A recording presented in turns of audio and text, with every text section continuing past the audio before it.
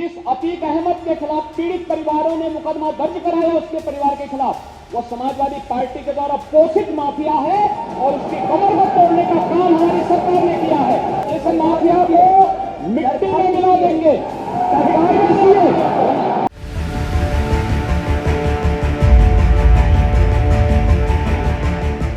UP पहले दंगाइयों का प्रदेश था। उत्तर प्रदेश में पहले माफियाओं का राज था। जिसके साथ कोई नहीं रहता उसके साथ डबल इंजन की सरकार रहती है। यूपी को अगर कोई बुरी नजर से देखेगा तो वो मारा जाएगा। उत्तर प्रदेश में दंगा करने वालों के साथ पीढ़ियां भी उनको कोसेंगी। ये लाइनें यूपी के मुखिया योगी आदित्यनाथ की हैं। ये बदलते उत्तर प्रदेश की बड़ाई है या मुसलमानों को नसीहत, इसका जवाब हम आपसे जानना चाहेंगे।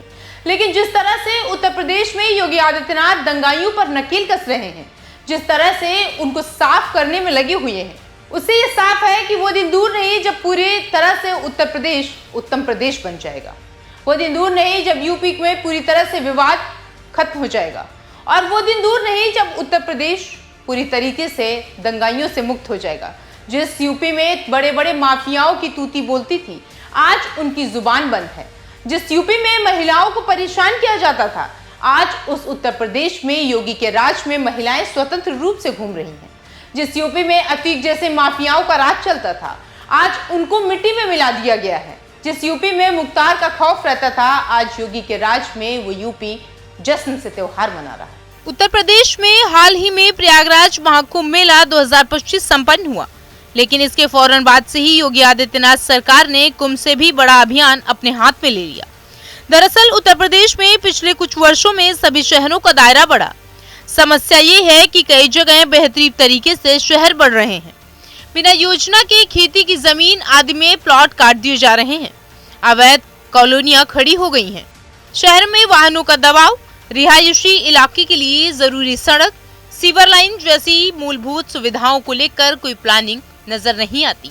इन्हीं सब दुश्वारियों से निजात पाने के लिए योगी सरकार ने महायोजना की शुरुआत की। इसके तहत प्रदेश के हर शहर को अब उसकी भौगोलिक स्थिति के हिसाब से विकसित करने का प्लान है। ये योजना महायोजना क्यों कही जा रही है, इसका अंदाजा इसी बात से लगाया जा सकता है कि सरकार ने मुजफ्फरनगर से गोरखपुर तक प्रदेश के 59 शहरों को इसमें शामिल किया है। ये योगी सरकार का अब तक का सबसे बड़ा अभियान माना जा रहा है। इसी के साथ सीएम योगी ने किस तरह से दंगाइयों को शांत किया, ये भी देखने की बात थी। बीते सालों में जब योगी ने विधानसभा में ये कहा था कि माफियाओं को मिट्टी में मिला देंगे, उसके कुछ दिन बाद ही यूपी में माफिया राज का एक खंभा गिरा दिया गया। जिस अतीक अहमद के खिलाफ पीड़ित परिवारों ने मुकदमा दर्ज कराया उसके परिवार के खिलाफ, वो समाजवादी पार्टी के द्वारा पोषित माफिया है और उसकी कमर को तोड़ने का काम हमारी सरकार ने किया है। और फिर मैं कहता हूं, इसे इस माफिया को मिट्टी में मिला देंगे। सरकार किसी है और सरकार किसी है, गफलत में हो। ये माफिया है, इनको मिट्टी में मिलाने का काम करेंगे। अपराधी आप क्या है? अपराधी दूर का अपराधी आप क्या है? ये चीजें नहीं हो सकती। अपराधी आप क्या है? नहीं सुनेंगे इनकी बात। ये तो आप जानते हैं, आपको बहाना चाहिए था।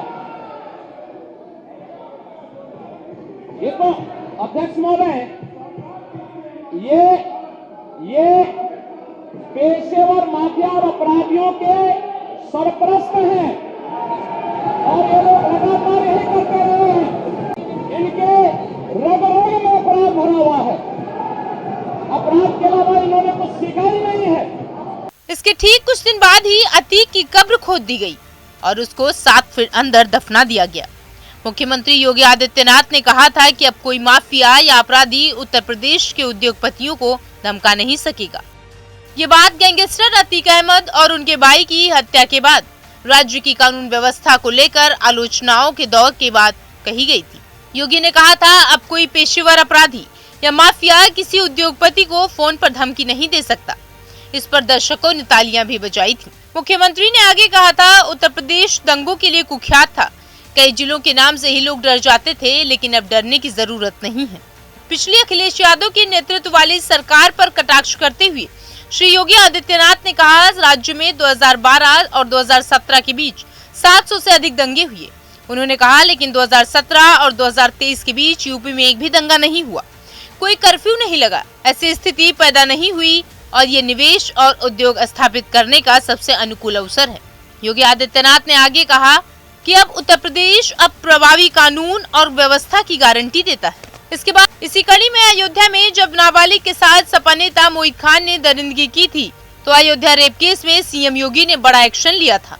सबसे पहले तो पुलिस चौकी के इंचार्ज और थानाध्यक्ष को सस्पेंड कर दिया था। वहीं इस रेप केस के मुख्य आरोपी मोहित खान के घर पर बुलडोजर एक्शन भी चलाया गया था और मोहित खान की संपत्तियों पर बाबा का बुलडोजर भी चलवा दिया गया था। इसी के साथ उत्तर प्रदेश के संभल में कोर्ट के आदेश के बाद जामा मस्जिद के सर्वे के दौरान भड़की हिंसा के बाद पुलिस प्रशासन लगातार कार्रवाई कर रही थी।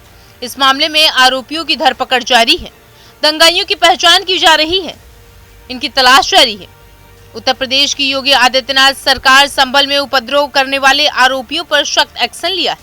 संभल के पत्थरबाजों और उपद्रवियों पर योगी सरकार ने जो एक्शन लिया, उससे कट्टरपंथियों के होश ठिकाने लग गए। मतलब साफ है कि जिस तरह से अतीक को योगी सरकार ने मिट्टी में मिला दिया, माफिया मुख्तार को 7 फीट नीचे दफन कर दिया, मोहित खान जैसे लोगों को साफ करने में, उन पर कार्रवाई करने में तनिक भी देरी नहीं लगाई और संभल में सब कुछ ठीक कर दिया। इससे जाहिर होता है कि सीएम योगी उत्तर प्रदेश को उत्तम प्रदेश बनाने में कोई कोर कसर नहीं छोड़ रहे हैं।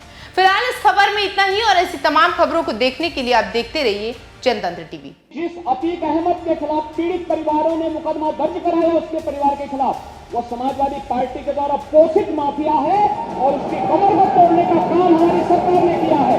इस माफिया को मिट्टी में मिला देंगे।